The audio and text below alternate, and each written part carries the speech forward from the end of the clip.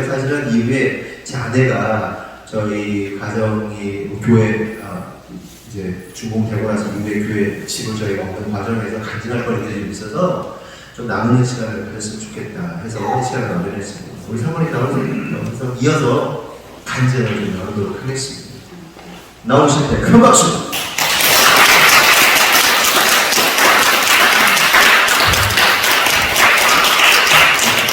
그냥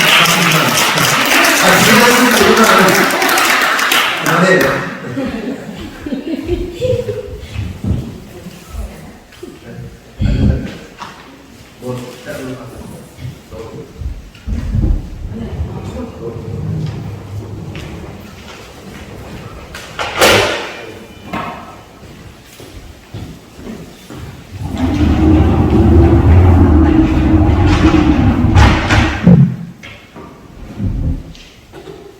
제가 이사하면서 너무 스트레스를 받아가지고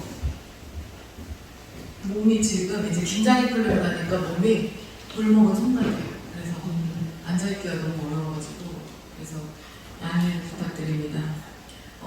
저는 오늘 이제 지난주에 있었던 이사와 관련해서 나눌 이야기들이 있어가지고 여러분들 앞에 섰고 오늘 이 간증을 통해서 저는 순수한 마음 100%로 하나님을 자랑하고자 하는 의도이기 때문에 여러분들이 들으시고 여러분들의 삶에 잘 적용하시고 잘 이렇게 새기시고 그래서 여러분들의 가정 가운데도 하나님의 보호하심과 하나님의 인도하심이 대대로 임하는 그런 가정이 되시기를 원합니다.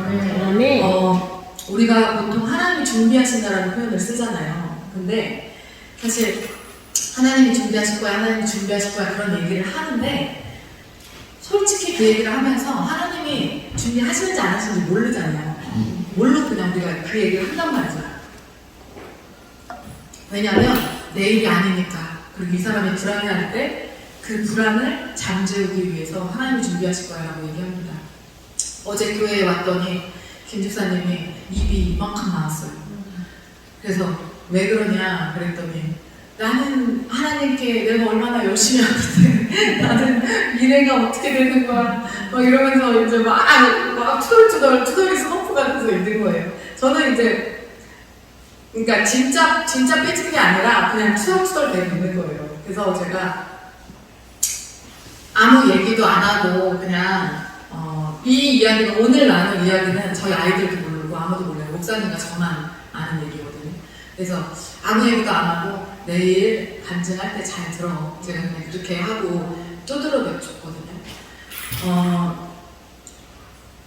제가 계약 만료를 6개월 앞둔 시점에서 집을 이사 가야겠다라고 결정을 했습니다. 왜냐하면 그 전에 그 세방집이 4억 3천이라는 그 단지 내 최고가의 전세를 살고 있었기 때문에 가장 비쌀 때 들어갔기 때문에 당연히 이사를 해야 되는 시즌이 왔고 시세가 2억 5천까지 떨어졌는데 저희가 살던 집이 48평이었는데 52평이 시세가 2억 5천까지 떨어졌습니다. 전세가 52평 48평도 아니고 52평이 그러니까 48평을 뭐 굳이 전세로 돌리자면 한 2억 3천 정도면 충분히 들어갈 수 있는 그런 시세가 그렇게 조정이 된 거예요. 근데 아이들은 그 동네를 너무 좋아했고 저도 그 동네를 되게 좋아했어요. 그런데 작년에 교회 건축을 하는 과정에서 작년 이제 말에 제가 혹시나 올해 계약이 만료가 되면 이사를 가야 될 때 집을 매매로 가게 될 수도 있다는 생각을 해서 제가 2천만 원을 모아둔 돈이 있었습니다. 왜냐면 여분의 돈이 필요하잖아요. 계약금이나 뭐를 하려면. 그래서 그 돈은 성전건축과 별개로 제가 집을 준비해야 되기 때문에 모아둔 돈이었기 때문에 그 전에 돈은 제가 다 헌금을 했고 그거는 건들 수 없는 돈이라고 생각을 해서 그 2천만 원은 따로 제가 챙겨서 뒀습니다. 근데 그때 이제 집을 사려고 그때 마음먹었기 때문에 근데 경석 집사님으로부터 본인이 2천만 원을 헌금하고 싶은데 지금 나와야 되는 돌려받아야 되는 거기에서 좀 마찰이 있으니까 기도회를 좀 해줬으면 좋겠다라고 부탁을 하셔서 기도회를 2천만 원을 돌려받게 해달라고 기도회를 했죠. 그러고 나서 그 2천만 원을 돌려받게 해달라고 기도회를 하면서 제 마음에 계속해서, 그리고 그 당시까지만 해도 교회 건축에 필요한 돈이 2천만 원이었어요. 실제로 부족한 돈이. 그래서 근데 제 마음에 그거를 기도를 하면서 제가 집 살려고 갖고 있는 2천만 원이 있잖아요. 경석 집사님은 일도 못하고 공황장애 와가지고 쉬고 있는데 2천만 원을 어떻게든 헌금하고 싶어가지고 기도회를 부탁했는데 나는 집을 사겠다고 2천만 원을 따로 훔쳐놓은 돈이 있단 말이죠. 그건 아무도 몰라. 나만 아는 돈이죠. 그래서 계속 기도회를 막 하는데 제 마음에 너무 찔림이 있는 거예요. 그래서 근데 경숙 집사님으로부터는 나올 것 같지가 않아. 아무리 기도를 해도 2천만 원. 그래서 마치 기도회가 중반을 지나가면서부터는 저 사람이 내 돈이 있는 걸 알고 저 기도회를 주문을 했나? 이런 생각이 들 정도로 제 마음에 엄청난 찔림. 그러니까 하나님이 너는 지금 2천을, 쟤는 아픈데 2천을 헌금하겠다고 기도회를 부탁했는데 너는 내가 2천을 줬는데 너는 그걸 꽁쳐놓고 제 돈을 달라고 기도하는, 그게 제 마음에 계속해서 그 마음이 드는 거예요. 견딜 수가 없었어요. 그래서 집은 무슨 집이냐 라고 해서 제 2천을 털었습니다. 그래서 이건 진짜 마지막이야 라고 하고 모아놨던 그 2천만 원, 그러니까 집은 그때 포기했어요. 사지 말아야겠다라고 생각을 했어요. 왜냐면 현금이 하나도 없고 그 사이에 돈을 또 모은다는 게 쉬울 것 같지 않아서 제가 그때 2천만 원 마지막으로 헌금하면서 포기했습니다. 근데 1월이 또 됐어요. 그게 11월이었고요. 1월이 됐는데 또 돈이 또 부족한 거예요. 그래서 또 진짜 마지막으로 휘민이 등록금, 저는 항상 미리 돈을 준비해놓거든요. 휘민이 등록금 500만 원을 준비해놨던 거를 이제 그것마저 털었어. 등록금까지 다 털었어요. 그러니까 진짜 없어 이제.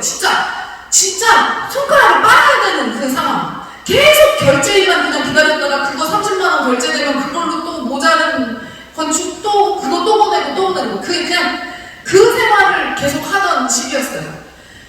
그런데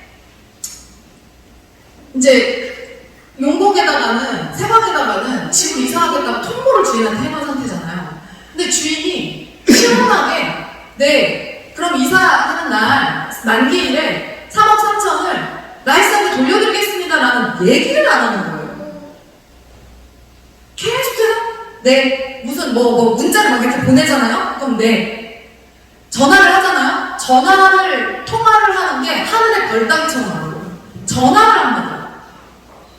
근데 3억 3천이 들어가 있는 집에 집 주인이 전화를 계속해서 안 받는다고 생각해보세요. 그 집에 들어갈 때부터 힘든 일이 뭐가 있었냐면, 다 그때 저를 도와주셨던 분들은 아시지만, 그날 그 집주인이 잠을 자느라고, 계약해서 이사하는 날 본인이 낮잠을 자느라고, 아침에 늦잠을 자느라고 20통이 넘는 전화를 했는데 전화를 안 받았습니다. 그래서 그 사람이 제가 전에 살던 세입자한테 1억 8천을 돌려주고, 그리고 제가 그 사람한테 돈을 입금해야지 이사가 들어가잖아요. 근데 그 사람이 이사를 가야 되는데 이 사람한테 돈을 못 받는 거예요. 1억 8천이. 근데 또 그 상황에서 신한은행에서 제가 대출을 받았는데 대출 처리를 하지 않아서, 상담사가 대출 처리를 하지 않아서 서류가 은행에 안 들어가는 불상사가 발생합니다. 이거는 진짜 말이 하나 일어날까 말까한 일이었거든요. 근데 서류를 3달 전부터 제가 막 신청해가지고 한 달 전에 서류 처리를 다 한다고 해서 싹 다 저를 만나서 가지고 갔는데 그거를 은행에다가 안 넣어버린 거예요. 그래서 그게 돈이 입금이 안 돼서 그때 난리가 났었던 그 일을 여러분들이 같이 다 보셨죠. 그래서 그때 그 기억이 있어서 제가 이번에 또 이 사람이 돈을 안 주는 일이 발생하거나 돈을 좀 늦게 하거나 전화를 안 받을까봐 계속 걱정이 되는데 문자를 보내면 네 한마디 한 글자는. 그러니까 이게 쫄려오기 시작하는데 와 너무 마음이 이제 힘든 거예요. 근데 그럼에도 불구하고 돈이 없었기 없었기 때문에 매매는 할 수가 없었고 전세를 어떻게든 이제 알아보기로 매매는 마음을 완전히 접었고 전세를 알아보기로 해서 여러 군데를 막 이렇게 해가지고 표를 만들어서 점수를 매겨갖고 어느 아파트 단지를 들어가는 것이 우리에게 가장 유익한가를 점수를 매겼어요. 그랬더니 저희가 쌍용동이 거의 저희 생활권이기 때문에 쌍용동으로 나왔어요. 그래서 쌍용동에 그러면은 몇 개의 아파트를 두고 선택지를 두고 여기에서 한번 보자. 근데 그 중에 가장 유력했던 데가 어디냐면 쌍용역 하늘채였습니다. 거기가 34평, 평수를 줄여서 가려고 했었거든요. 34평에 그 방 4개짜리가 있었어요. 저희는 무조건 방 4개 이상은 있어야 되기 때문에 34평에 방 4개짜리로 들어가자. 그리고 역도 가깝고 그래서 휘민이가 혹시나 기숙사가 떨어져서 통학을 하게 될 경우에 바로 전철을 타고 갈 수 있도록 그런 것까지 다 고려해서 쌍용역 하늘차가 제일 유력했어요. 그래서 전세가 계속 안 나오다가 쌍용역 하늘채가 딱 나왔길래 한 개가 딱 나왔길래 제가 집도 보지도 않고 그 집에 계약금을 보내겠다고 부동산 아줌마한테 전화를 했어요. 왜냐면 어차피 새 집이잖아, 지금. 그래서 집도 보지 않고 보내겠다고 했는데 목사님이 혹시 모르니까 보자, 한번 보자. 그래서 그 집에 딱 갔는데 들어가자마자 거실에 그 할머니의 영정사진이 있는 거예요. 근데 누구 집에 딱 들어갔는데 영정사진이 보이면 기분이 좋아요, 안 좋아요? 그쵸, 안 좋죠. 그래서 일반적인 느낌이잖아요, 그냥. 너무 안 좋아서 제가 나왔습니다. 네. 그래서 나오고 나서 보기 전까지만 해도 막 돈 보내겠다고 막 그렇게 했었는데 바로 싹 마음을 접었어요. 그러고 나서 여러 군데 후보지 중에서 제가 자이 아파트를 2억 3천인가 2억 5천에 전셋집이 나오는 게 있는 거예요. 그게 우리 앞에. 근데 43평이에요. 방은 3개야. 근데 복층인 거예요. 그래서 알파룸이 3개나 있어요. 우리한테는 너무 잘 맞는, 지금 보지 않았지만 조건적으로는 너무 잘 맞아요. 전세금도 비싸지도 않고 방도 충분히 있어서 목사님 설교 준비하는데도 아무 지장이 없고 애들 다 따로 생활할 수 있고. 그래서 그 집을 보러 갔어요. 근데 보러 가자마자 환하게 트인, 복층이니까 환하게 트인 그 전망을 보고 반했고, 그리고 공실처럼 아저씨 혼자서 살고 계셨는데, 집주인 아저씨 혼자 살고 있는 작은 방 하나만 빼고 나머지는 다 비어있었고, 그 아저씨는 이사 온다 하면 그 계약 날짜에 맞춰서 비워줄 수 있고, 간단한 전면적인 인테리어는 어렵지만 자기가 살고 있기 때문에 간단한 인테리어는 할 수 있도록 자기가 배려를 하겠다라고 해서 이제 요 얘기가 나오기 전에 저희가 전세로 들어간다고 하니까 오케이 하고 계약을 하기로 이제 했었거든요. 근데 그러고 나서 그 사이에 잠깐 하룻밤 사이에 제가 이제 집을 이쪽을 봤기 때문에 이쪽으로 이사를 가겠다라고 결정한 상태에서 전세인지 매매인지만 결정을 안 한 거지. 저희는 이제 거의 전세 90%가 전세로 갈 마음이었기 때문에 집을 결정했고 그날에 이사를 합니다라고 용복 집주인한테 통보를 했어요. 그날 또 전화를 했는데 안 받아. 그래서 또 문자를 보냈어. 근데 문자에 대답이 없어. 한 이틀 지나야 내가 와요. 그런 마음이 계속 상하는 겁니다. 너무 힘들고. 그러고 있는데 다음날 아침에 제가 어떤 기사를 봤냐면 자가 집에 사는 사람이 이사를 다니는 사람보다 수명이 더 길다는 외국의 대학 그 교수가 논문을 쓴 그 연구 결과가 나온 거예요, 기사로. 그러니까 이사를 계속 다니는 사람들은 수명이 짧대, 자기 집에 사는 사람보다. 왜냐면 이사 스트레스가 그렇게 심하다는 거예요. 그게 연구 결과로 나와서 논문으로. 그거를 보고, 그렇지, 내가 지금 이런 속을 2년에 한 번씩 썩는다면 나는 제명에 못 살지 라는 생각이 제가 들면서 목사님도 사실은 저희가 말을 안 하고 있었어요. 그냥 둘 다 너무 불안해했는데 그 주인이 돈을 안 줄 거라는 거를, 왜냐면 보증보험도 들어놓지 않은 상태였어요. 들을 수 있는 상황이 안 되었어요, 저희가. 그리고 저희는 또 사업을 하고 있는데 그 사업장에 저희 주소가 들어가 있어야 되는 구조이기 때문에 주소지를 옮길 수도 없어요. 그러니까 다른 집을 들어가도 마찬가지예요. 다른 전셋집을 들어가도 원래 전세를 계약하면 제일 먼저 하는 게 뭐예요? 전입신고하고 확정일자 받는 거잖아요. 근데 저희는 그걸 할 수가 없었어요. 그래서 이 집도 그걸 못했어요. 그랬기 때문에 3억 3천이라는 돈을 날리게 되면 그냥 날려야 되는 상황이었어요.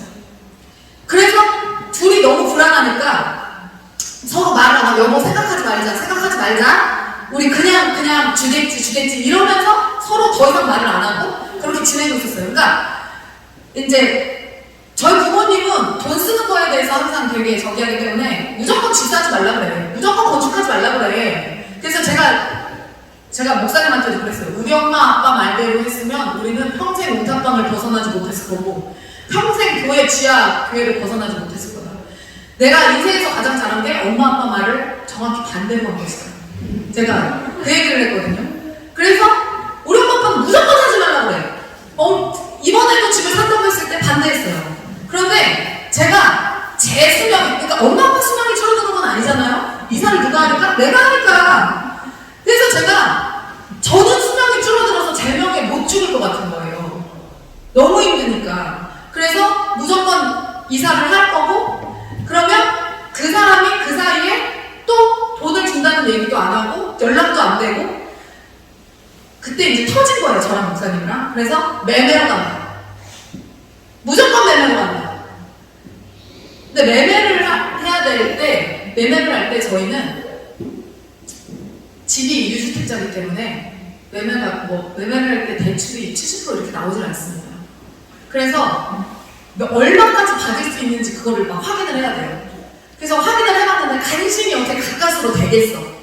간신히 가까스로 되겠어요. 그래서 그걸 확인한 다음에 매매로 가겠다라고 결정을 하고 통보를 합니다. 그래서 계약 날짜가 딱 됐어요. 계약 날짜가 돼서 만났어. 그 사이에 또 집주인한테 문자를 보냈고 네! 라는 단문만 딱 왔어요. 그런데 그 사람이 이제 계약은 했는데 계약하는 그날에 제가 그 얘기를 했어요. 지금 제가 살고 있는 전셋집 집주인이 지난번에 우리가 들어갈 때도 굉장히 속을 썩였다. 우리가 들어갈 때도 속을 썩였다. 그런데 우리가 나올 때 심지어 돈을 받고 나와야 되는 상황에서 내가 어떤 일을 어떻게 당할지 모른다. 근데 내가 최대한 돈을 마련해서 줄 거니까 계약을 했으니까 걱정하지 마시고 일단 그러니까 조금 몇 시간 늦어질 수 있다. 조금 늦어질 수 있다. 그러니까 뭐 알고는 있어라. 근데 아마 그럴 일은 거의 없을 것이다. 그렇게 얘기를 해놓고 이제 시간이 흘렀어요. 그런데 그 사이에 TV에서는 막 전세 사기 사건이 막 계속 보도가 되고 여러분 아시겠지만 몇 억을 빼었다 막 이런 말들이 막 계속 막 들려오는 거예요. 계속해서 마음고생을 하는 거죠. 그러고 나서 그날 계약을 하는 그 날에 어떤 일이 있었냐면 저희 집도 계약을 했지만 저희 집 계약을 하고 나서 그 다음 저희 일정이 뭐가 있었냐면 차는에 목사님 이상익 목사님네 사모님네 집을 천안에서 이제 천안으로 이사 오기로 해서 그 사모님네 집을 같이 봐드리러 가려는 일정이 있었어요.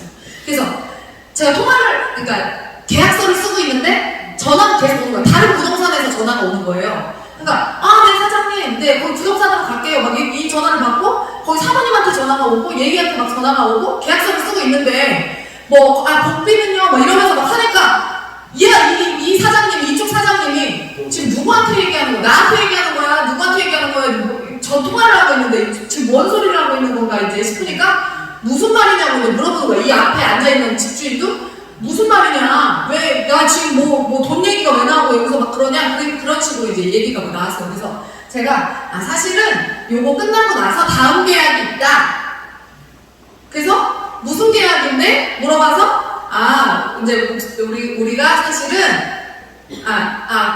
그러니까 친한 지인이 있는데 그 지인이 남편이 돌아가셔서 그분 집을 알아봐 드리러 간다. 같이 간다. 그랬더니 아니 자기들이 보면 되지 왜 그러냐. 그래서 제 돈이 들어가야 될 수도 있어서 같이 보러 간다. 그러니까 왜 돈이 들어가냐? 뭐 친척이에요? 아니요, 친척은 아니에요. 남이에요? 남인데 왜 본인 돈이 들어가요? 이러면서 얘기가 이제 진행이 됐을 거 아니에요?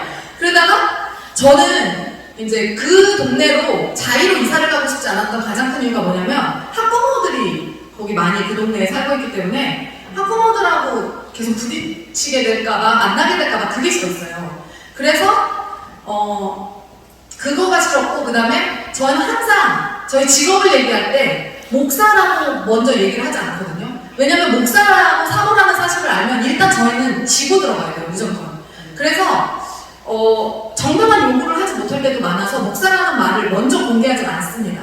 그래서 끝까지 그날도 공개를 하지 않으려고 했는데, 목사라는 것만 얘기하면 사실 모든 미스터리가 풀려요. 근데 그 사람 입장에서는 도대체 뭐 하는 사람이길래 저런 걸 하나, 자기 집도 사고 있는데 지금 남의 집 같이 뭐 도와주겠다고 뭐 몇 천만 원 눕히고 뭐 이해가 안 가는 거예요, 상식적인 사람의 입장에서는. 그러니까 그럼 돈이 있는 상태에서 도와주시는 거예요? 라고 물어보면 아니요, 돈 없어요. 그렇죠, 이 집 사는데 무슨 돈이 있겠어요? 지금 대출 얘기하셨잖아요. 그거 무슨 돈으로 하게 돼? 대출을 더 받아야 돼요. 그래서 대출을 이 집을 오늘 가격이 얼마짜리인지를 보고 여러 집을 본 다음에 그 집의 가격에 따라서 제가 이번에 담보대출 받는 액수가 달라져요. 그래서 오늘 같이 가야 돼요. 이렇게 얘기를 했어요. 근데 이해가 안 가지. 그래서 무슨 일을 하시길래 그렇게 사람을 도와주시는 거예요? 그래서 우리가 목회를 합니다, 사실은 하고 밝혔어요. 거기서. 그랬더니 그들이 너무 깜짝 놀라시는 거예요. 그러면서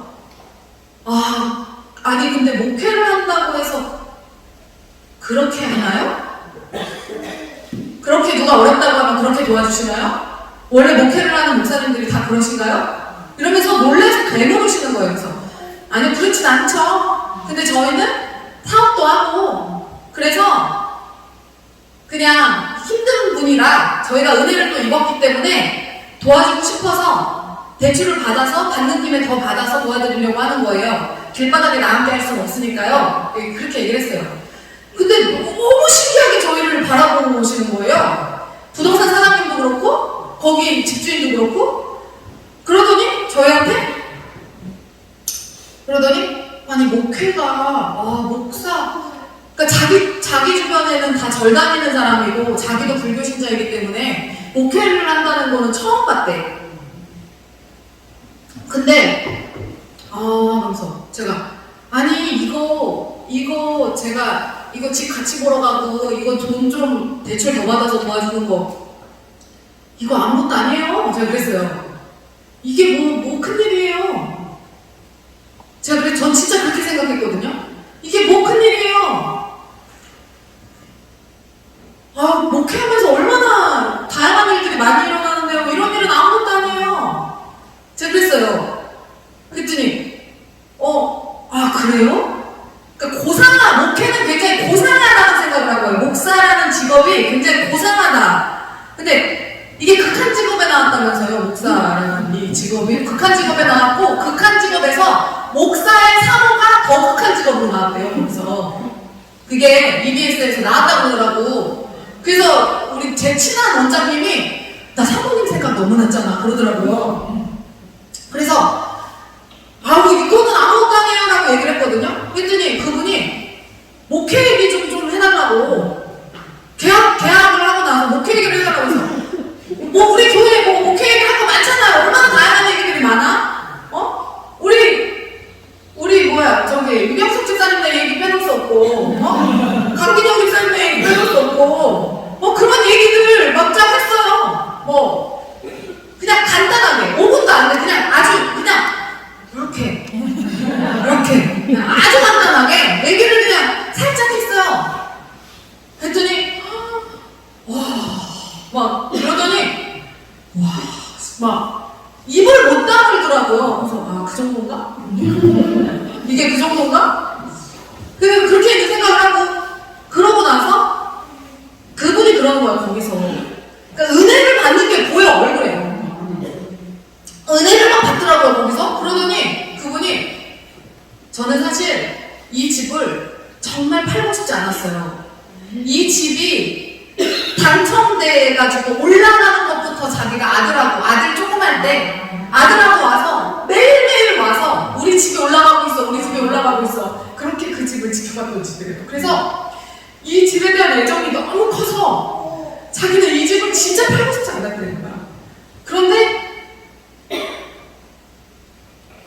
매매를 하신다고 말씀을 하셔서 아 그러면 팔아야 되나? 라는 생각을 했대. 그런데 어떤 사람한테 이 집을 팔까? 그렇잖아요. 뭔지 아시죠? 내가 정말 소중하게 여겼던 어떤 거를 딸을 시집 보낼 때 막대 먹는 사람한테 절대 주면 안 되잖아요. 그러니까 내가 이 집이 막 올라가는 거를 본 그 애정 어린 그 집을 막대 먹는 사람한테 팔고 싶지 않은데 정말 좋은 사람이 이 집을 사서 갔으면 좋겠는데 기왕 파는 거면 전세로 했을 때 이상한 사람이 들어와도 속을 썩는데 내가 팔 거면 진짜 좋은 사람이 왔으면 좋겠는데 아 이런 분들이 오셔서 우리 집을 사주겠다고 하시니 제가 너무 기쁜 마음으로 이 집을 넘겨드릴 수 있을 것 같습니다 라고 그 아저씨가 그렇게 말씀을 하시는 거예요. 그래서 아니 골수불교 신자라고 하면서 어떻게 저런 믿음의 고백을 하지? 라고 생각을 하고 아주 기분 좋고 아주 나이스한 그러면서 그분이 저한테 뭐라고 얘기하시냐면 저희 집을 사주셔서 감사합니다 그렇게 말씀하시는 거예요. 계약을 하면서 그날 그래서 아, 제가 감사하죠. 제가 집도 좀 깎아주셨어요. 몇 배를 깎아주셔서 아 제가 감사하죠. 그런데 리모델링은 제가 지금 리모델링은 안 하고 들어갈 거예요. 제가 그랬어요.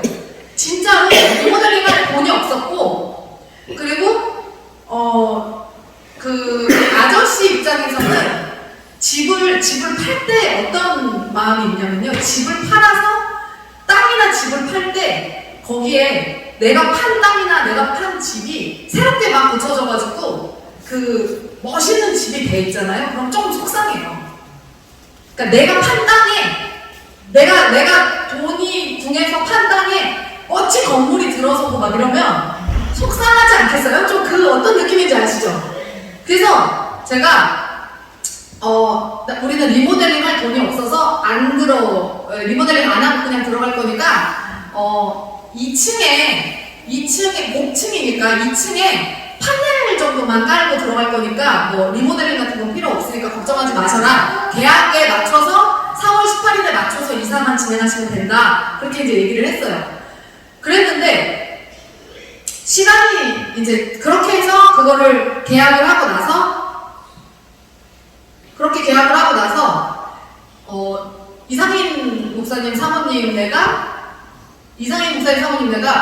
그 쌍용동 저쪽 7단지로 이제 이사를 결정을 하고 우리가 도움을 안 줘도 되는 걸로 결정이 났어요. 그래서 그것 때문에 추가로는 대출을 받지 않아도 되게 생긴 거예요. 그러면 내가 이제 그러면서 고민을 했어요. 이미 그 집은 아저씨가 전세로 내놓을 생각이었기 때문에 도배를 싹 해놓은 상태였어요. 그 집이 지저분하거나 그러진 않았어요. 그런데 제 마음에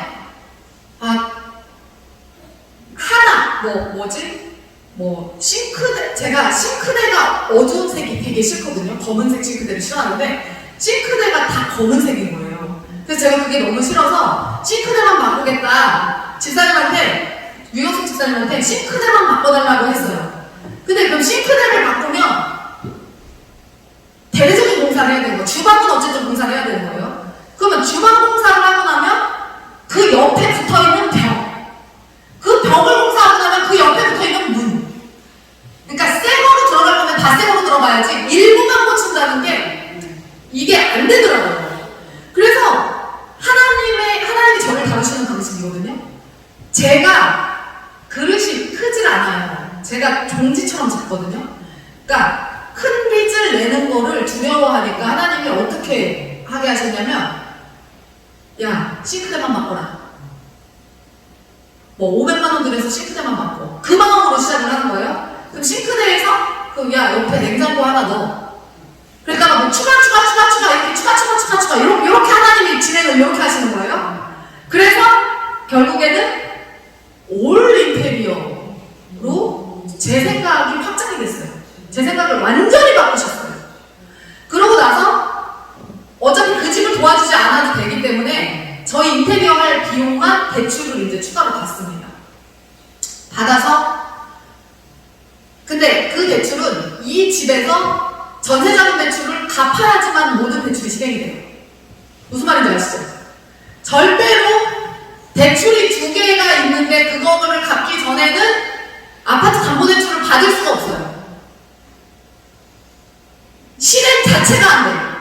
그래서 전세자금 대출을 갚아야 돼가지고 이제 이사 전날이 됐어요. 이사 전날에 연락이 왔어요. 세방 부동산 사장님으로부터. 여기 집주인한테 연락을 했더니 이삿날이 내일인 줄 모르시던데요. 이제 시작이 된 거죠. 네. 2년 전에 그 악몽이 시작이 된 겁니다. 이삿날이 내일인 줄 모르시던데요. 왜 몰라요? 제가 전화를 몇 통을 하고 제가 문자를 얼마나 보냈는데 네네네네 라고 대답을 했는데 다 아까 건성건성한 거야. 불안했던 그게 다 실제하는 거예요. 네네네네 라고 했던 게 그냥 다 가짜 대답이었던 거예요. 이삿날이 내일인 줄 모르시던데요? 그럼 돈은? 이삿날이 내일인지 모르는데 돈은? 그럼 어떻게 해요? 대출을 받아놓은 게 있다는 건데 대출 받아놓은 게 저는 한 2억 7천 받아놓은 줄 알았는데 1억 7천을 대출 받아놓은 3억 3천을 줘야 됩니다. 그래서 다음날 아침이 됐어. 이제 그 전날에 그렇게 해놓고 빨리 연락해서 다음날이라고 얘기를 해달라 그래갖고 막 얘기를 하고 그렇게 해서 그 사람이 그 전날에 다음날에 이사라는 걸 알게 됐어요. 결과적으로는. 그러고 나서 그날 아파트에 이제 입주 청소를 해야 되는 거예요. 저희가 들어갈 때 입주 청소를 해야 되는데 오후 2시에 들어가겠다고 하는 청소업체에서 4시에 연락이 왔어요. 이제 들어간다. 앞집이 청소가 길어져서 이제 들어간다. 근데 그러면 해주세요. 지금이라도 가서 열심히 해주세요. 하고 전화를 끊었는데 좀 이따 전화가 왔어요. 들어가 보니 집이 엉망, 개판 5분 전이다. 근데 제가 그 전에 인테리어 올리브델링을 한 집입니다. 그리고 43동입니다. 복층입니다. 다 얘기했어요. 그래서 견적이 72만 원이 나왔어요. 그런데 들어오더니 너무 심하다. 이렇게 심한 집 처음 봤다. 뭐 약간 이런 식으로. 그러더니 분진이 많아서 분진값 8만 원 추가. 그 다음에 베란다 한 개당 3만 원 추가. 베란다 4개예요. 3, 4, 12만 원 추가. 그 다음에 장롱에 붙은 시트지 있죠. 장롱에 붙은 비닐 있죠. 보호 커버. 뒤 떼는 거. 비닐. 그거 떼는데 5만 원 추가. 그렇게 해갖고 그 앉은 자리에서 근데 우리는 청소를 안 할 수가 없잖아. 무조건 그 집 내일이 이사야. 무조건 그 시간에 우리는 공부 가르치고 있고 무조건 그 사람들이 청소를 해야 되는 거야. 그러니까 올리기 시작하는데 계속 올라가. 100만 원이 넘는 거예요. 저는 5만 원만 추가한다는 줄 알았는데 100만 원이 넘는 거예요. 그러니까 제가 화가 그러니까 5만 원 추가한다고 할 때는 어쩔 수 없지 했는데 계속 추가하는 거예요. 그래서 제가 화가 나서 사장님 멈추세요 그랬어요. 멈추시고 그러니까 제가 남편하고 상의해본 다음에 전화 드리겠습니다. 그러고서는 목사님이랑 얘기를 했지. 대안은 없어 우리도. 대안은 없는데 목사님이랑 얘기했더니 목사님이 하지마. 100만 원이 넘으니까 하지마. 그래서 저도 아닌 것 같죠? 네, 하지 맙시다. 그래서 전화를 했어요. 사장님 나가주세요. 철수해주세요. 근데 내가 계약금 10만 원 드린 건 있으니까 시트지 다 떼고 나가세요. 제가 그랬어요. 이거 다 떼라. 그래서 가구에 붙은 그 필름지만 떼고 나갔어요. 10만 원 받고. 근데 청소를 해야 되잖아. 누가 청소를 해? 내일 이사인데. 그래서 목사님이랑 저랑 둘이 청소를 하자. 끝나고 가자. 근데 그때 마침 경석 집사님한테 제가 경석 집사님이 마무리를 해야 돼가지고 언제 청소가 끝나냐고 전화를 중간중간에 계속 했었거든요. 근데 제가 집사님한테 전화를 했어요. 집사님 청소 업체가 100만 원 달라고 해서 보냈다 그냥. 그랬더니 그래요? 세긴 세네요. 조경미 집사를 보내겠습니다.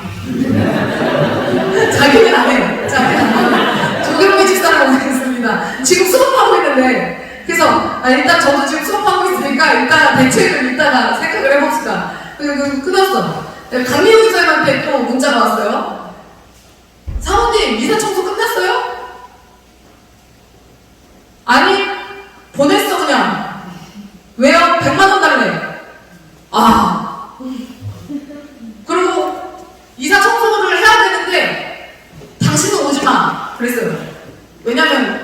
있으니까 먼지랑 이런 것 때문에 감기 걸리면 애한테까지 안 좋고 당신 오지 마. 그러고 나서 이제 어차피 선영 집사님은 저랑 같이 있으니까 상황을 알고 있었고 민정 집사한테 연락을 했죠. 끝나는 대로 와라. 밤에 퇴근하는 대로 와라. 그리고 김 집사도 옆에 있었기 때문에 알고 있었고 그래서 같이 가가지고 밤에 가서 막 청소를 합니다. 7시 넘어서 밥도 안 먹고 퇴근하자마자 다 와가지고 막 정집사님은 도저히 제가 못 부르겠더라고요. 미안해, 몸이 되게 안 좋았었거든요. 그래서 미안해서 못 부르겠어서 저는 정집사님한테 연락도 안 했는데 김은정 집사가 이제 집사님 좀 도와달라고 연락을 했더라고요. 그래가지고 집사님까지 와가지고 청소를 이제 한 3시간? 2시간 정도 했나? 막 미친듯이 막 했어. 그냥 보이는 대로 막 했어요. 그럼 9시가 됐어요. 우리가 막 그거를 막 와가지고 그 자리에 와가지고 김은정 집사 막 오자마자 막 여기서 하나님 막 우리 이런 집을 주십시오 막 기도하고 막 그러면서 막 은혜가 충만하게 은혜가 충만해서 막 거기서 이제 막 미친듯이 막 했는데 그러고서는 야 우리 이제 내일 이사만 나오면 된다 이 말도 안 되는 이 상황에서 우리가 모든 걸 해냈다 이러고서는 기분 좋게 딱 나가는데 밑에 층에서 어떤 여자분이 한 분이 딱 올라온 거예요. 밑에 층 14층 집주인인 거예요. 그러더니 아주 이쁘게 생겼어요. 아주 고상하게 생겼어요. 나경원. 그리고 아주 새침하게 생겼어요. 근데 그분이 올라오시더니 이러고서는 아니 이게 제가 이사 가서 참긴 참았는데 정말 살 수가 없다고 그러면서 이제 얘기를 하기 시작하는데 저희가 막 시끄럽게 막 그렇게 안 했어요. 우리 다 아파트 사는 사람들이고 근데 거기가 공실이잖아요. 그러니까 이게 공명도 심하고 울림이 좀 있었을 거예요. 근데 어쨌든 우리가 무조건 잘못한 거잖아요. 그리고 공사 때도 민폐를 끼쳤잖아. 그래서 일단 무조건 잘못했다. 근데 뭐라냐면 진짜 지금도 잊을 수 없는 그 한마디. 우리 남편이 뭘 했는지 아세요? 야, 똥 밟았다. 이랬어요. 똥이 이사를 온다 이거지. 똥. 우리 뭐 똥이라는 거지. 야, 똥 밟았다. 이랬어요. 쟤네 무개념에 무대책에 막 시끄럽게 층간소음 유발하는 쟤네 똥이다. 똥 밟았다. 야, 저 똥 어떡하냐? 이랬어요. 근데 보통 대면 이웃으로 이제 살아갈 집이잖아요. 첫 대면 그리고 공사하고 막 이사하고 막 이런 거 좀 이해해준다는 소리가 좀 나더라도 근데 보자마자 면전에 똥 밟았다. 그래서 그 똥 피하려고 남편은 내보냈어요 지금. 그리고 자기가 올라온 거래. 그러면서 하는 말이 복층이라 아무것도 안 들릴 줄 알았죠? 다 들려요. 복층에서 말하는 소리도 다 들리고요. 복층에서 뛰면 절대 안 되고요. 복층에서 뭐 하면 절대 안 되고요. 막 근데 제가 이 말에 어느 정도로 내었냐면요. 이사한 그날, 이삿 날에 집에 들어왔는데 나도 모르게 이렇게 하고 있는 거예요. 그리고 남편한테 진짜 제가 이렇게 근데 용국세방에서는 막 열심히 그냥 이렇게 걸어 다녀도 하나 거기가 층간소음이 굉장히 괜찮아요. 그냥 이렇게 그러다가 제가 모르고 샤워하고 나오다가 저기 있죠 저울 체중계를 뒤를 밟았다가 이렇게 들렸다가 그러니까 반응을 하세요. 제가 심장이 푹 떨어지는 거예요. 그 정도로 그날 그 여자가 저를 말로 냅니다. 목숨입니다. 그리고 우리 성도들이 기분 좋게 다 청소를 하고 나가다가 그 얘기를 언뜻 듣고 와 이거 난리 났네. 그 생각을 하고 이제 다 좀 불길한 마음으로 내려갔어요. 그리고 다음날 연락이 안 돼 집주인이. 다음날 이삿날인데 돈을 받아야 되잖아요. 10시에 한다고 다 연락을 했는데 이 여자가 연락이 안 돼서 10시 반으로 약속을 미뤘어요. 제가 잔금을 10시 반으로 미뤘어요.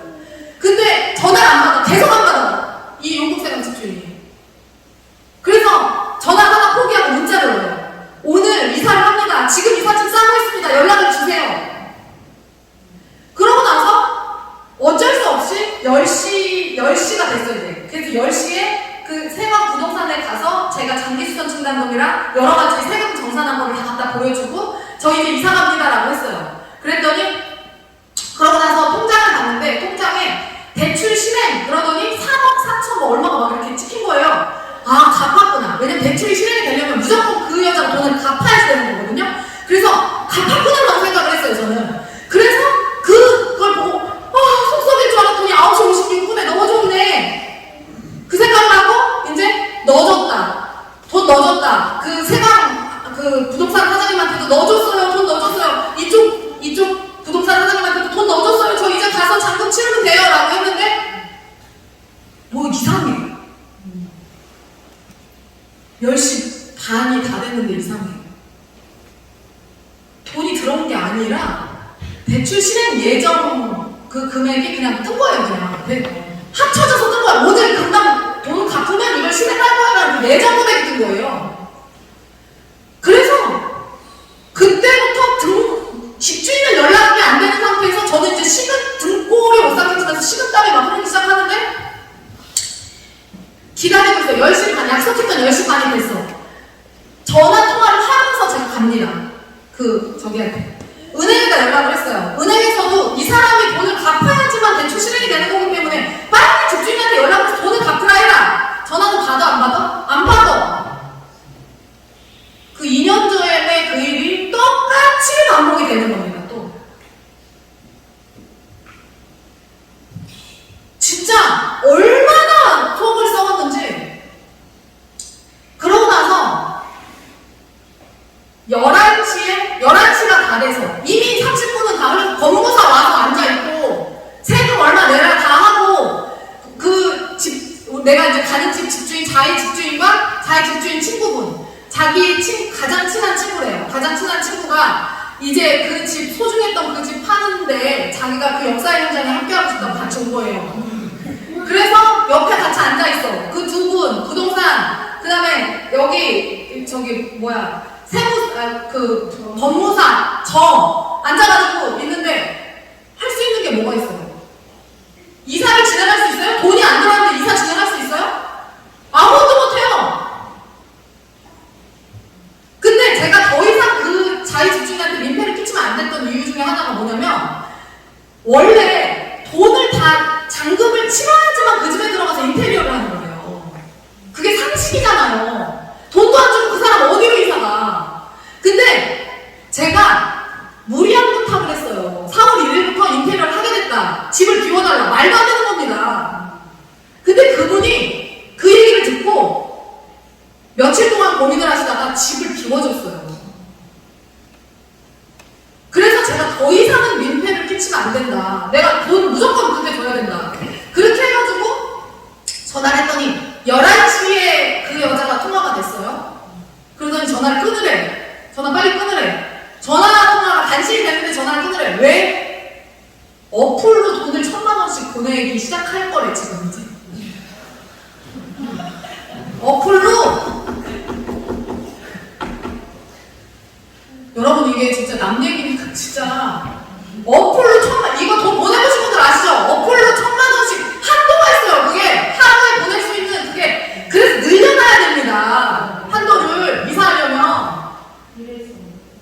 근데 늘리지도 않았고 1,000만 원씩 보내다가 안 된대. 그래서 100만 원씩 들어오기 시작했어 이제. 그러면서 하는 말이 몰랐대. 자기 어제야 알았대. 이사 가는 게 오늘이라는 걸 어제야 알아서 지금 어쩔 수 없다는 거예요. 그럼 은행이라도 갔어야지. 하는 말이 뭐냐면 저 은행비리 이렇게 엄하게 바뀐 줄 몰랐어요. 그래서 그럼 어떻게 하냐. 근데 전 받아야 되잖아요. 욕하면 돼요, 안 돼요? 이미 거기 세관 부동산 사장님이 전화해가지고 아니 이렇게 하시면 어떡해요? 이렇게 한마디 했대요. 그랬더니 그분이 뭐라고 했냐면 제가 뭘 잘못했길래 지금 저한테 이렇게 화내시는 거죠? 제가 무슨 잘못을 했나요? 오늘 하나만 주면 되는 거 아니에요? 그래서 아니 그분이 분명 10시에 잔금을 치르신다 새집 그거 통보를 하고 몇 번이나 말씀드리지 않았냐 이렇게 하시면 안 돼요. 그러니까 제가 지금 잘못했다는 건가요? 그래서 더 이상 말을 하지 않고 빨리 진행해달라고만 하고 끊었다는 거예요. 그러더니 돈이 1,000만 원, 100만 원, 1,000만 원 이런 식으로 이제 들어오기 시작했어요. 어느 세월에 들어가요? 3억 3천이 어느 세월에 100만 원씩 어느 세월에 3억 3천을 찍냐고요. 한도가 5천인가 7천까지 돼. 그래서 7천까지 보내더니 맥혔어. 안 들어와 돈이. 그러더니 11시에 이제 은행에 가야겠대 그러면. 그러더니 농협에서도 막혔으니까 이제 우리은행으로 가겠대. 11시에 우리은행으로 가서 그럼 가는 시간 있잖아요. 주차하는 시간 있잖아요. 번호표 뽑고 대기하는 시간 있잖아요. 그 조금 이따 점심시간 걸리겠네? 이 짓을 해가지고 제가 결국에는 다음 날까지 돈을 받습니다. 근데 이거를 하는 과정에서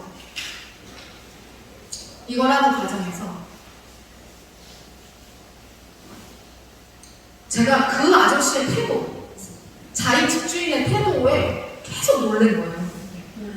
돈을 받아야지 되잖아, 자기가 다 나를 배려해줬는데 돈도 안 들어와. 근데 그 아저씨가 너무 인자하고 자비롭게 정말 부처님처럼 불교 신자니까 부처님처럼 자비롭게 저를 기다려주는 거예요. 그러니까 나 같으면 저는 되게 화가 날 것 같거든요. 돈을 제때 안 주면. 근데 화를 한 번 안 내고 웃으면서 계속 기다려줘요. 그러더니 뭐랬냐면 아유 전입신고 하셔야 되는데 제가 빨리 저기 동사무소 가서 제가 먼저 전출신고를 할까요? 전출을 할까요? 아니 내가 돈을 줘야지 자기가 집을 빼지. 그거 절대 빼면 안 되는 거 아시죠? 근데 자기가 전출을 하겠대. 그래야 전입신고를 하지 않냐면서. 그래서 아니에요. 그래도 사람들이 어떻게 될지 모르는 건데 그냥 계세요. 제가 너무 죄송해요. 그랬어요. 그랬더니 막 친구랑 웃으면서 막 이런저런 얘기를 하면서 이 집에 무슨 일이 있었고 막 얘기를 하면서 저를 괜찮아요. 오늘 안에 주면 되죠. 뭐 이러면서 계속 저를 안심시켜요. 근데 저는 사단의 역사가 그 집에 가는 그 과정의 모든 과정도 진짜 엄청나게 있었다고 생각했거든요. 근데 이 아저씨는 뭐지? 왜 이렇게 나를 정적으로 배려해주지? 그래서 제가 그랬어요. 사장님, 제가 한번 잘 인사를 드리려고 했는데 원래 인테리어도 하면 안 되는데 저를 배려해주셔서 인테리어 할 수 있도록 해주셔서 너무 감사해요. 무슨 마음으로 그걸 허락해 주셨어요? 제가 그랬어요. 그랬더니 덕을 쌓으려고요. 목사님 사모님 사시는 거 보니까 저도 덕을 쌓아야겠더라고요. 그래서 목사님 사모님한테 덕 쌓고 싶어서 그냥 내드린 거예요. 그러시는 거예요. 뭐지? 그러더니 제가 막 돈이 안 들어와요. 걱정하지 마세요. 오늘 안에 들어오면 돼요. 걱정하지 마세요. 그래서 근데 아저씨가 계속 아저씨 100만 원 들어오면 제가 100만 원 이체해주고 3천만 원 들어오면 3천만 원 이체해주고 10만 원 1000만 원 들어오면 1000만 원 이체해주고 계속 그걸 했어요. 3억 3천에 갈 때까지 계속 그걸 했어. 근데 아저씨가 정말 군소리 안 하고 그냥 받아주는 거예요. 그러더니 아저씨가 그러는 거예요. 사실은 제가 이 얘기는 안 하려고 했는데 혹시 기분 나빠하실까봐 이 얘기는 안 하려고 했는데 제가 이 얘기를 하게 되네요. 이러시는 거예요. 그러니까 기다리는 시간이 4시간을 기다렸으니까 같이 이렇게 계약을 하면서 4시간을 기다렸어요. 2시까지 제가 이 얘기를 하게 되네요. 그러시더니 사실은 저는 다 불교신자예요. 제 주변에 다 불교신자예요. 저희 가족도 다 불교신자고. 근데 저희 집안에 큰 무당이 계세요.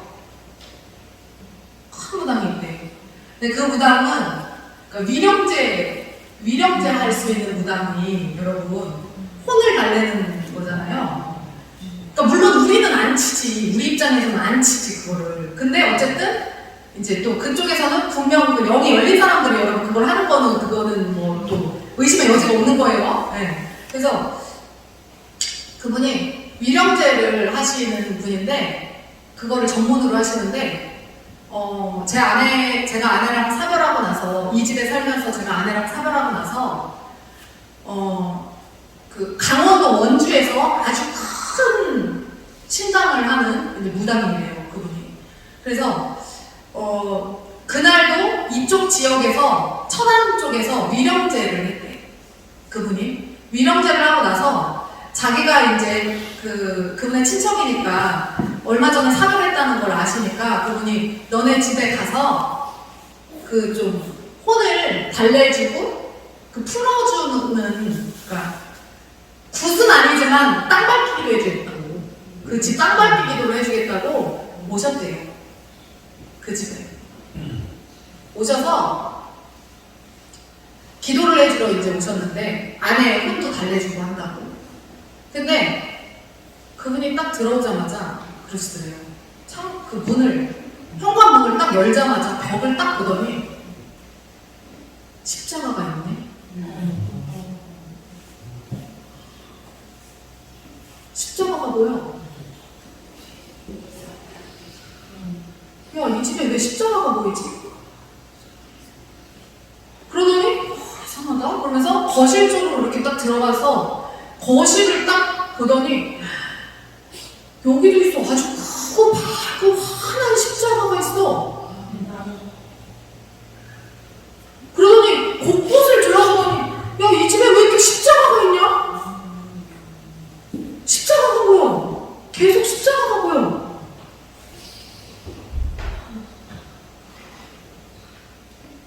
무슨 뭐 유추되는 게 있냐고 물어봤대요 그 무당이. 뭐 유추되는 거 있어? 뭐 걸리는 거 있어? 아니요. 다 아시다시피 선생님이 아시다시피 우리 주변엔 다 보살님들과 스님들밖에 없는데 우리 집에 기독교인이 왔다 간 적도 없고 내가 기독교를 믿은 적도 없고 그게 무슨 말인지 모르겠다. 그랬더니 그분이 아주 크고 밝고 환한 십자가가 이 집 곳곳에 있는데 나도 이게 무슨 말인지는 모르겠다. 근데 이 집에 십자가가 있다. 그래서 그 얘기를 듣고 그분이 그게 뭔지 미스테리로 갖고 있었던 거예요. 이게 왜 우리 집에 십자가가 있지? 근데 그게 이번에 계약하면서 풀렸어요. 그 미스테리가. 그래서 목사님 사모님께 덕을 쌓아야겠다고 생각해서 집을 내어드리는 거예요. 그리고 돈이 결과적으로도 들어올 거라는 걸 알고 있었기 때문에 두려워하지 않은 거고 불안해하지 않은 거고 저분들이 이 집에 들어오기까지 과정이 쉽지 않지만 이분들이 들어가야 될 집이라는 거를 알고 있었기 때문에 전세로 살게 하고 싶은 마음이 90%였는데 내어드린 거예요. 목회자라는 얘기를 들었을 때 그게 진짜 우리 집 진짜 집주인이 나타났다고 생각해서 내드린 거예요. 그게 언제 있었던 일이에요? 제가 그랬어요. 최근인 줄 알고 그게 최근에 있었던 일인가요? 제가 그랬어요. 아니요. 4년 전에 아내하고 사별했어요. 4년 전에 아내하고 사별했을 때 자기가 그 집에서 너무 힘들어할 때 그분이 오셔서 이 집에 십자가가 보인다고 크고 밝고 환한 십자가가 보인다고 해서 그때부터 자기가 위로를 받고 자기는 불자인데 그 말에 위로를 받아서 크고 밝고 환한 십자가가 이 집을 지키고 있다고 했대요. 그래서 자기가 위로를 받아서 그때부터 아내를 떠나보내고 나서 그 집에 혼자 살면서도 십자가의 품 안에서 포근하고 편안하게 살아갈 수 있었다는 거예요. 그런데 우리에게 그 집을 넘겨드릴 수 있어서 너무 영광이라고.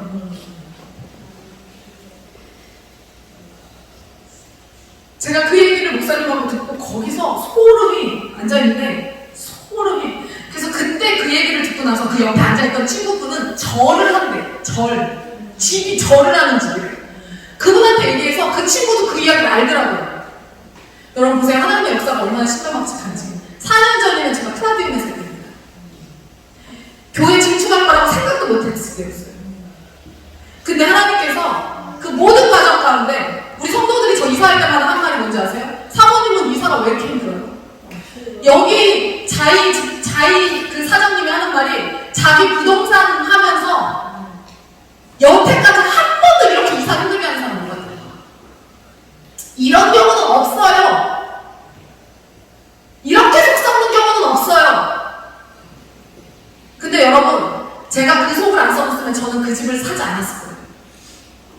하나님 몰아가신 거예요. 그리고 제가 감사했던 건 뭐냐면 하나님의 준비하신 여호와 이래 하나님의 예정하신 하나님의 그 예비하신 가운데 내가 안착했구나. 내가 그 계획하신 가운데 들어가 있구나. 하나님의 그 베스트를 하나님의 그 여러 가지 사다리 중에서 내가 그 베스트를 선택해서 지금까지 왔구나. 하나님이 내가 4년 전에 플라디움 그 집주인한테 그렇게 당했을 때 그리고 버는 족족 하나님께 드리고 그 모든 헌신하고 봉사하고 내가 어떻게 해야 될지 모르고 막 마음을 어떻게 잡아야 될지 모르게 이번에 그거를 이사를 하면서도 다 헌금하고 나서 제 집에 그 전자제품을 살 돈이 없어서 800만 원을 다 할부로 긁었습니다. 제가 할부로 긁고 나서 제가 무슨 얘기를 했냐면 하나님한테 그랬어요. 하나님 거는 야무지게 다 제 돈 긁어가시더니 하나님 거 할 때는 제 거 할 때는 돈이 없어서 할부로 다 전액을 긁게 하시네요. 성도들한테는 이러지 마세요. 제가 그랬어요. 저는 목회자니까 시험에 안 들지만 성도들은 시험 들 수도 있으니까 성도들한테는 그러지 마세요. 근데 하나님이 4년 전부터 그 집을 그렇게 예비해 주셨다는 사실을 알고 나서 모든 저도 그냥 다 키워졌어요. 다. 그리고 그분이 여기 잘 사셨으니까 여기서 잘 사셔라. 여기서 더 부자 되시고 더 목회도 잘 되셔라. 그렇게 그분이 축복해 주셨어요. 그러고 끝내 그분하고 같이 있으면서 돈을 다 못 드린 상태로 헤어졌어요. 돈이 안 들어왔으니까. 그런데 그분이 그렇게 헤어졌어도 믿고 가시라고. 괜찮다고. 돈 들어오는 대로 보내달라고. 그렇게 해서 그날 일정을 마무리를 합니다. 저는 하나님의 준비하심이 있다는 거를 이제 완벽히 알았어요. 이제 완전히 알았어요. 그래서 제가 이제는 우리 성도들이 불안해하거나 힘들어할 때 정확히 말해줄 수 있어요. 크고 밝고 환한 십자가가 있는 그 집이 준비되어 있을 거야. 저 이렇게 말해줄 수 있어요. 그래서 경성 집사님이 그 전에 공사를 하다가 사모님 부적과 뭐 이상한 뭐가 나왔습니다. 어떻게 할까요? 갈기갈기 찢어버렸어요. 네, 그랬거든요. 그러니까 그게 그분이 그 큰 부장님이 거기다가 그분이 간 거야. 갈기갈기 찢으라면서 그 갈기갈기 찢었는데 제가 마지막 떠나시는 그분한테 그랬죠. 그 선생님 전화번호 좀 용하시네 이러면서 저기 목회하다가 힘들 때 상담 한번 받아요. 그렇게 얘기를 했습니다.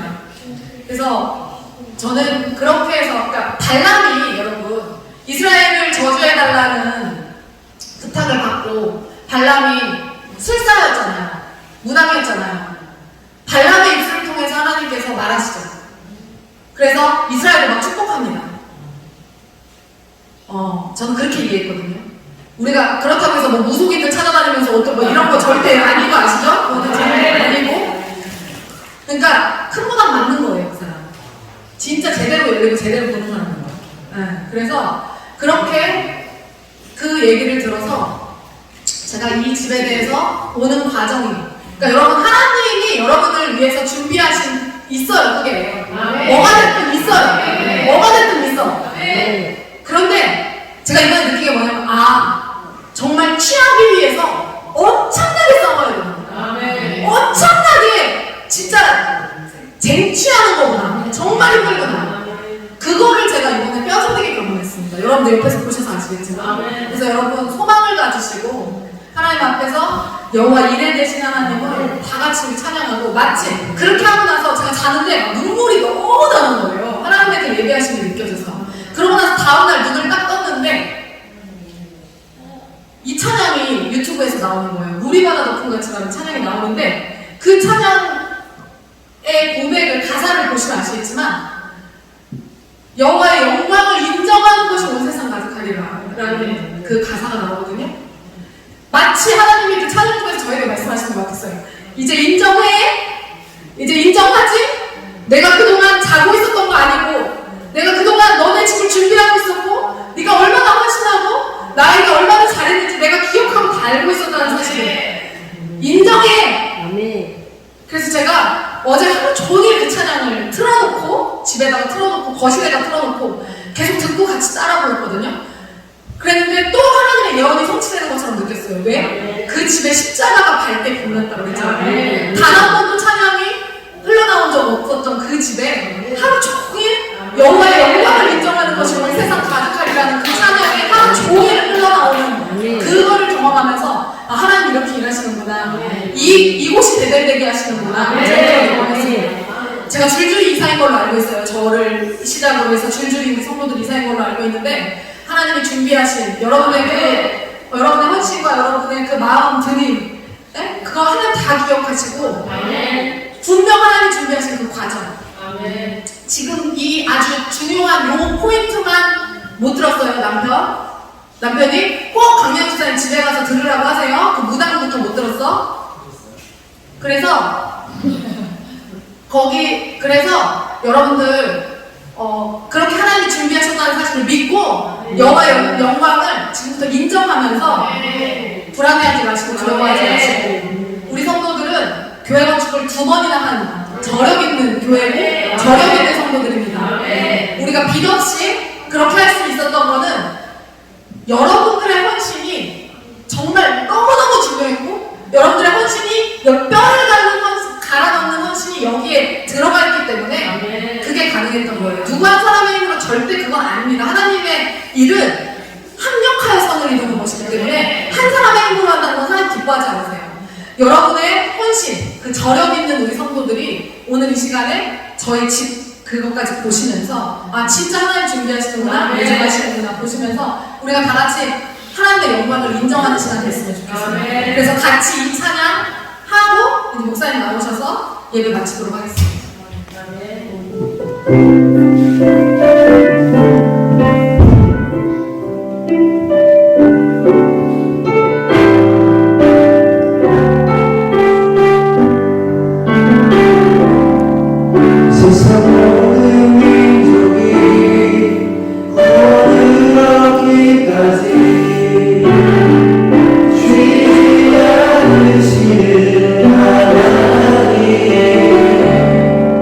주신 자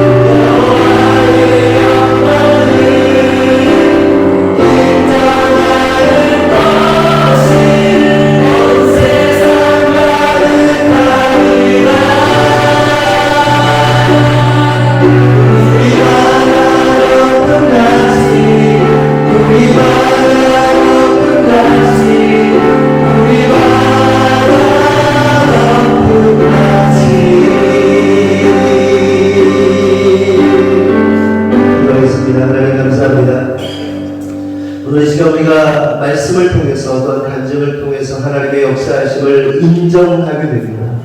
하나님, 우리 힘으로 노를 할 수 없고 오직 하나님의 예비하신 가운데 이 모든 일들이 풀어졌음을 믿음으로 고백합니다. 하나님은 태초부터 우리를 향한 계획을 가지고 계시고 한 사람 한 사람을 향한 계획뿐만 아니라 또한 우리의 모든 일거수일투족까지 하나님 계획하고 계심을 믿음으로 고백합니다. 하나님, 어둠의 세계의 눈이 열린 자가 하나님의 역사를 보고 십자가를 보고 고백하는 것을 보게 됩니다. 하나님의 예비하심, 하나님의 전능하심을 하나님 보게 됩니다. 하나님, 우리의 눈이 열려서, 우리의 영안이 열려서 하나님께서 우리의 앞날을 인도하시고 예비하시고 준비하시는 분이심을 믿음으로 고백할 수 있는 영안이 열린 자들 되게 하여 주시옵소서. 하나님, 때때로 살아가면서 여러 가지 어려움과 고통과 슬픔과 또한 아픔 가운데 좌절 가운데 놓여질 때 있습니다. 하나님, 이 시간 그럴 때마다 주님 바라보며 나아가는 신앙들로 축복하시고 인도하여 주시옵소서. 하나님, 오늘 이 간증이 목회자 부부에게 한정된 것이 아니라 오늘 이 자리에 있는 모든 성도들에게 일어날 인물을 믿음으로 고백하오니 하나님의 역사, 하나님의 진리하심을 인정하는 자에게 하나님의 역사하여 주시옵소서. 주님께서 이루실 줄 믿사오고 예수님의 이름으로 기도합니다. 아멘. 하나님께 영광을 한번 받습니다.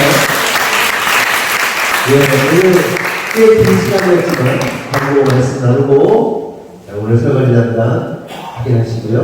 다음 주 설거지 담당 확인하시고 다음 주에 드리고 확인하시기 바랍니다. 특별히 오늘 식사 후에 할 일은 없죠?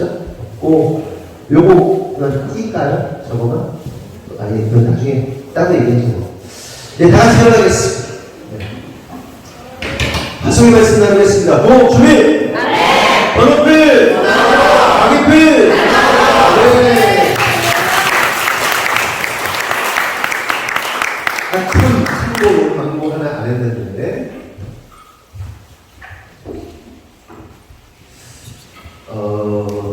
우리 오늘부터 우리 인재와 형제님께서 교회를 출석을 해주시기로 하셨습니다. 감사합니다. 그게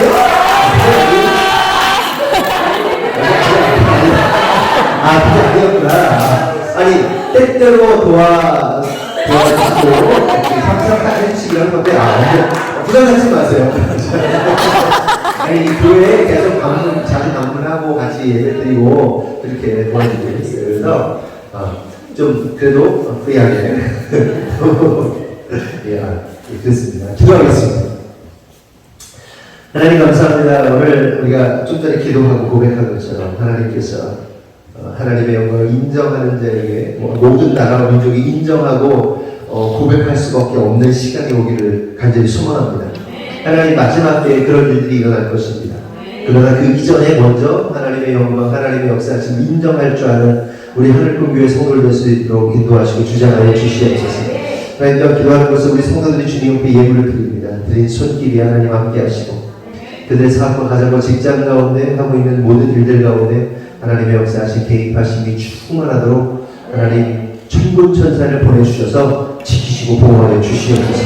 우리 힘으로 할 수 없습니다. 오직 주님의 능력, 오직 하나님을 믿는 자들에게 주님의 능력으로만 가능하오니 하나님, 우리가 그 땅, 우리에게 주신 산지를 취하고 땅을 취하는 것이 참 비록 어려울지라도 끝까지 믿음으로 분투하며 나아갈 것입니다. 그래서 승리하시는 하나님을 볼 수 있도록 하나님 축복하여 주시옵소서.